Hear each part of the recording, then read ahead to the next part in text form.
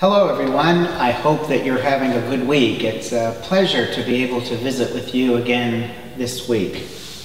Back in 1971, Carly Simon recorded the blockbuster hit Anticipation. Do you remember it? It later became even more famous as a jingle for a Heinz TV commercial.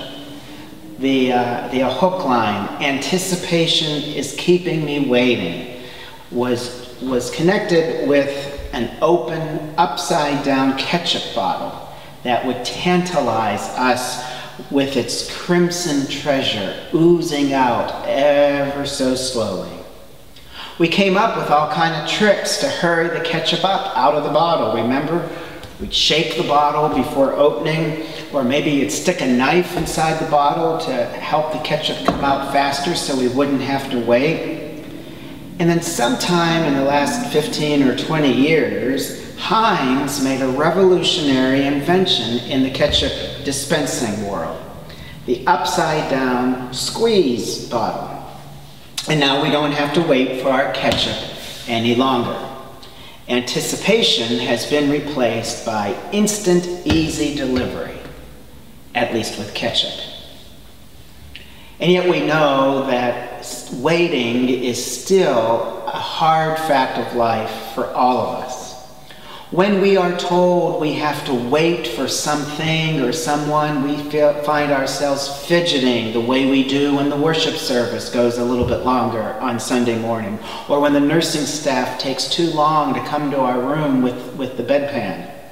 A flight delay at the airport, an unexpected traffic jam on the interstate, a meeting that goes on and on beyond the point of usefulness, a doctor's appointment that leaves us waiting in the waiting room for an hour or more.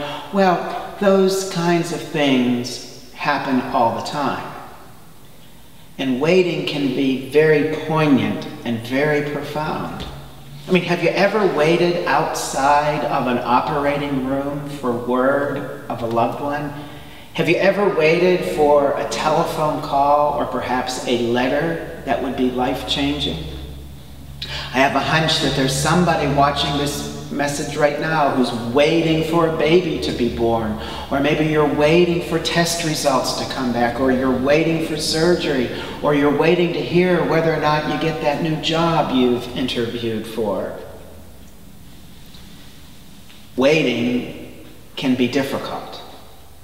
Waiting is an awful desert between where we are and where we want to be. Waiting is a fact of life for all of us. And waiting is an important theme in the Bible. Think about all the many people in the Bible who were waiting. Moses and all of the Israelites, they were waiting to reach the promised land. Elizabeth and Zechariah waited for the birth of their son John the Baptist. Abraham and Sarah waited their whole lives for the birth of Isaac.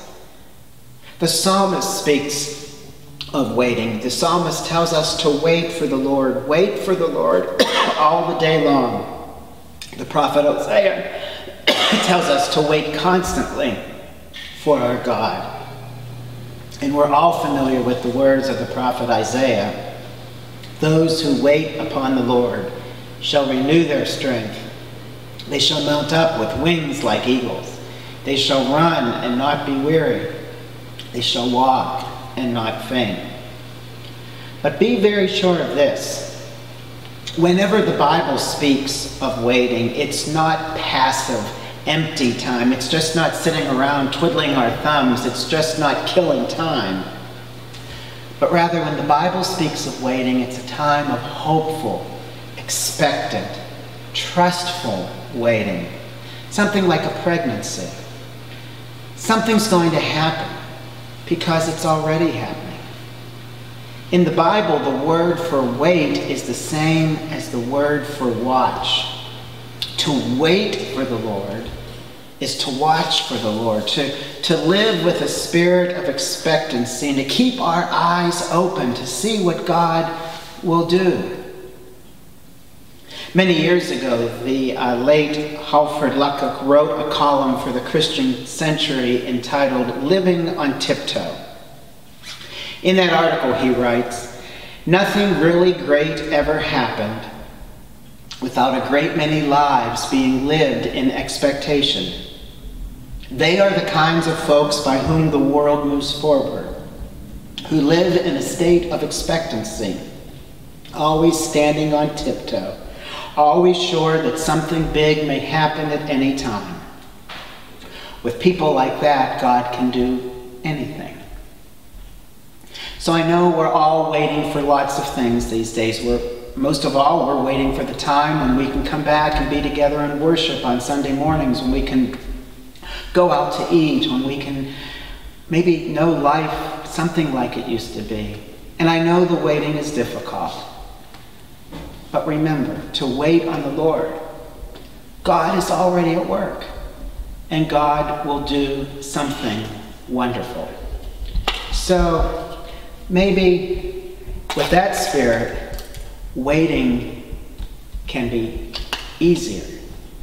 So live today and on all of your days, standing on tiptoe, waiting to see what God will do. Have a good week.